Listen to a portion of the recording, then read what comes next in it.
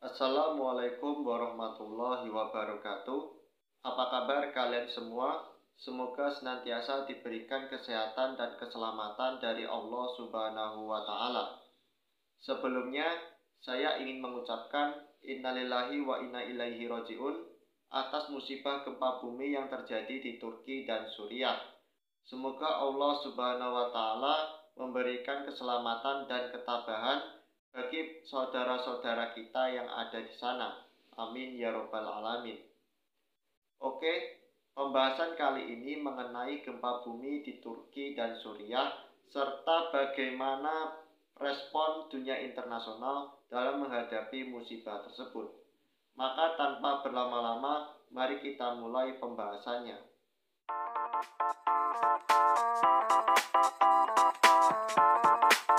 Gempa bumi ini terjadi pada tanggal 6 Februari 2023 di wilayah Kahramanmaraş dan Gaziantep di Turki Selatan, serta Provinsi Homs dan Idlib di Suriah Utara.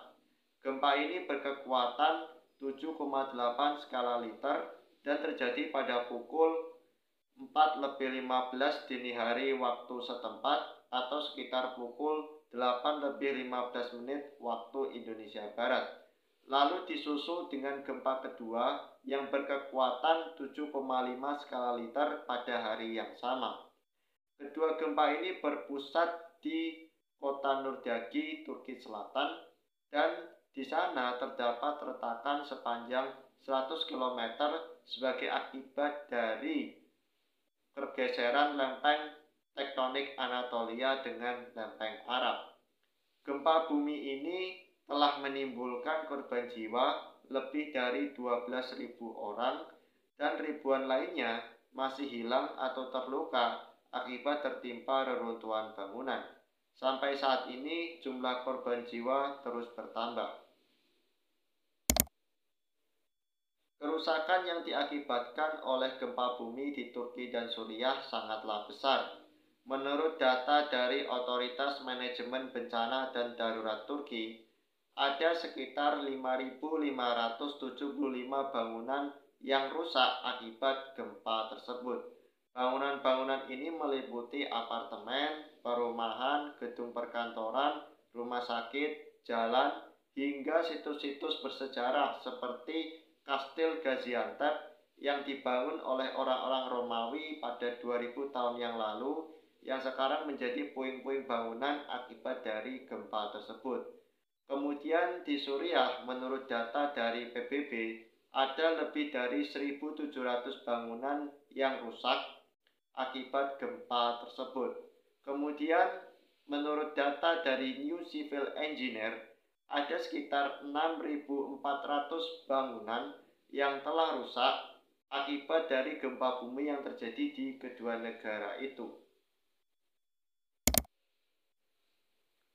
Bukan hanya kerusakan bangunan maupun korban jiwa saja, namun gempa bumi yang terjadi di kedua negara itu juga memberikan kerugian finansial yang begitu besar.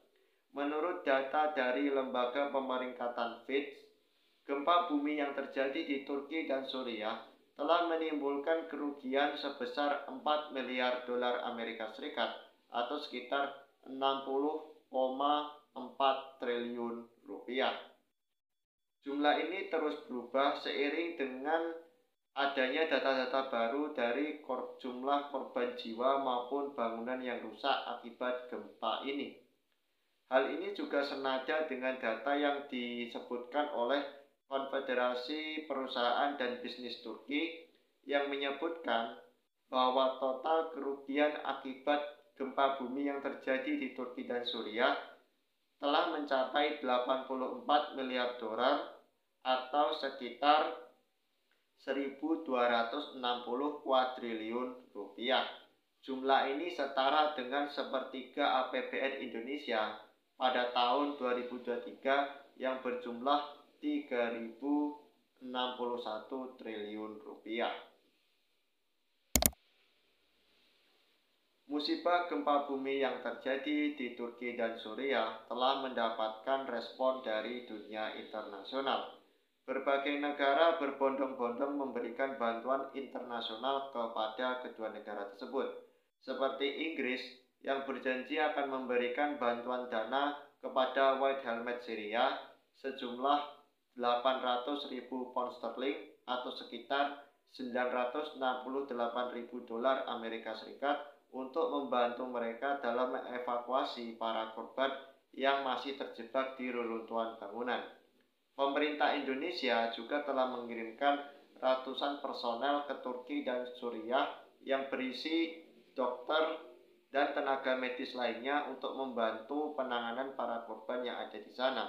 Kemudian beberapa negara seperti China, Taiwan, Korea Selatan, Pakistan, Uni Emirat Arab, dan lain-lain juga telah mengirimkan personil berupa dokter, tenaga medis, kemudian juga tim SAR dan logistik serta perbekalan lainnya untuk membantu penanganan dan evakuasi para korban yang ada di sana.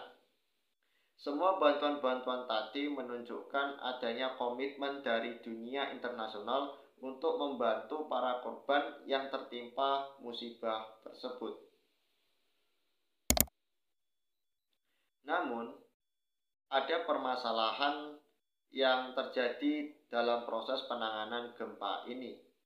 Banyak masyarakat Turki yang mengkritik kebijakan Presiden Erdogan yang dinilai lambat dalam menangani bencana gempa bumi tersebut.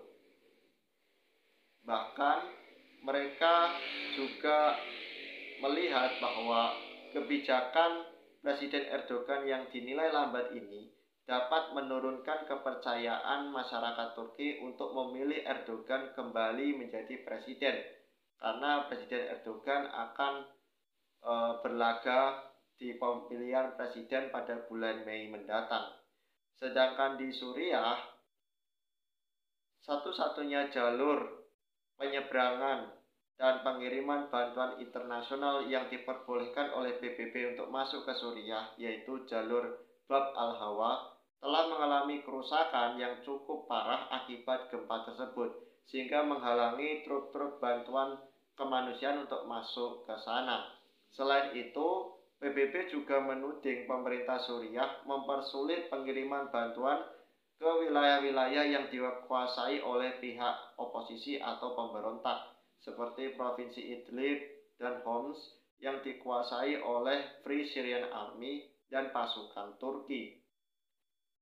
Hal ini diperkirakan sebagai salah satu kekhawatiran dari pemerintah Suriah. Jika bantuan-bantuan tersebut jatuh ke tangan para pemberontak, maka hal itu akan memperkuat posisi mereka di kawasan tersebut, sehingga mempersulit pemerintah Suriah untuk merebut wilayah-wilayah itu kembali. Oke, cukup sekian pembahasan kali ini.